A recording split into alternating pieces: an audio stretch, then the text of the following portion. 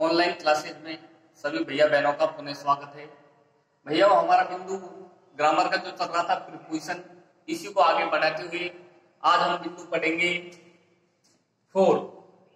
कि फोर का प्रयोग कहाँ और किस स्थिति में हमें करना है, इसे समझने के लिए आप कुछ उदाहरण के माध्यम से समझेंगे। फोर का प्रयोग मंजिल अथवा गंतव्य स्थान को दर्शाने के लिए है।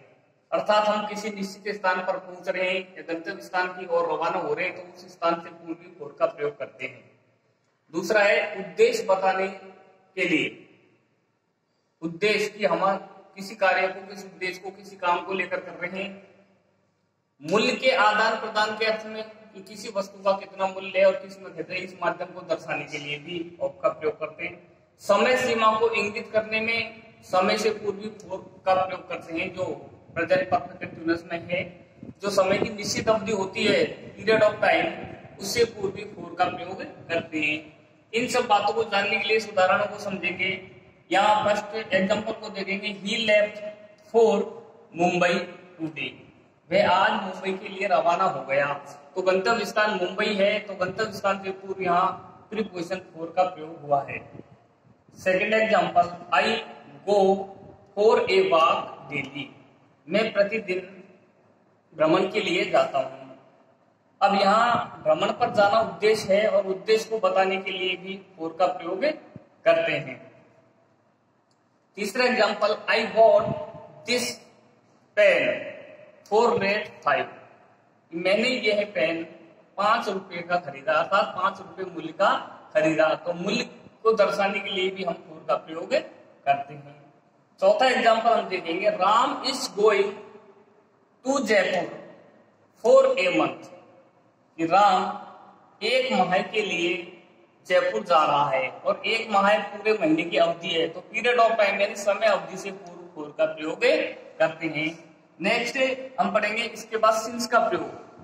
देखिए सिंस का प्रयोग, सिंस का प्रयोग प्रेजेंट परफेक्ट कंटीन्यूअस टेंस में समय बिंदु से पूर्व से के अर्थ में इसका प्रयोग किया जाता है। यानी कार्य कब से प्रारंभ हो रहा है और कब तक हो रहा है या किस अवधि से है, यहाँ समय के एक निश्चित बिंदु को पूरा किया जाता है। जैसे बजे है, वार है, समय निश्चित दिन है, निश्चित तारीख है, तो उनसे पूर्व हम सिंस का प्रयोग करते हैं। जैसा हमने टेंस अध्ययन में पढ़ा था, तो he has been working hard since Sunday।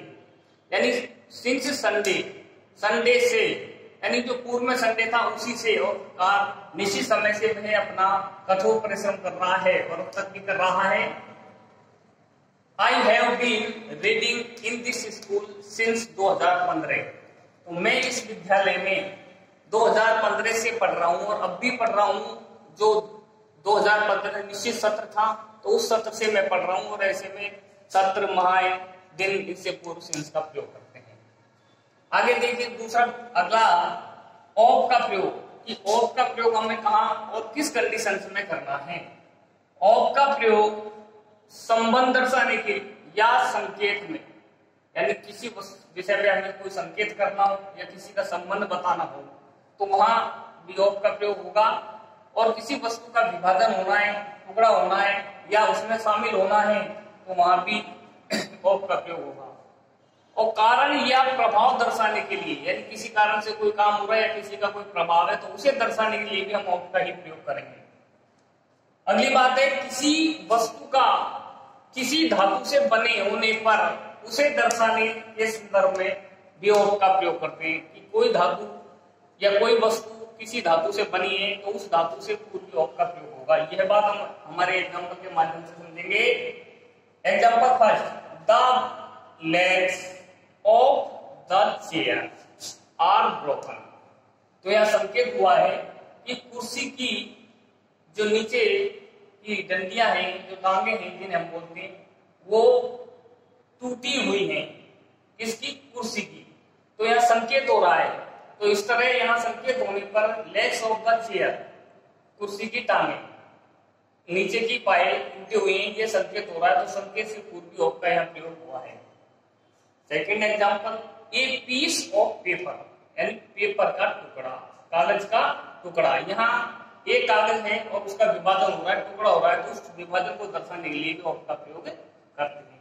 A lot of books यानी बहुत सारी पुस्तकें हैं, तो पहले से हैं और उनमें अन्य पुस्तकें शामिल हो गई, तो बहुत सारी पुस्तकें हो गई, तो लॉट ऑफ अधिक संख्या में, तो यहाँ पुस्तकों का शामिल होना है। अगला उदाहरण देखें, ही डाइड ऑफ कैंसर, वह कैंसर से मर गया, यानी कैंसर के कारण मृत्यु हो गई। किसी कारण को दर्शाने या उसके प्रभाव को दर्शाने के, और ये ध्यान रखें किसी भी रोग से मृत्यु होने पर उस रोग से पूर्व ऑफ का ही प्रयोग होगा। या कैंसर रोग के कारण मृत्यु हुई है, तो कारण है मृत्यु का कैंसर, और कारण दर्शाने के लिए हम ऑफ का प्रयोग करेंगे। This chair made of would, यह कुर्सी लकड़ी की बनी है, अर्थात जो वस्तु है उसका निर्माण किससे हुआ है, तो यहाँ चेयर का निर्माण वुड से हुआ है, लकड़ी से हुआ है। तो जिस धातु से, जिस वस्तु से जो वस्तु बनी हुई है, वहां उस वस्तु को दर्शाने के लिए उससे पूर्वी ऑफ का प्रयोग करते हैं।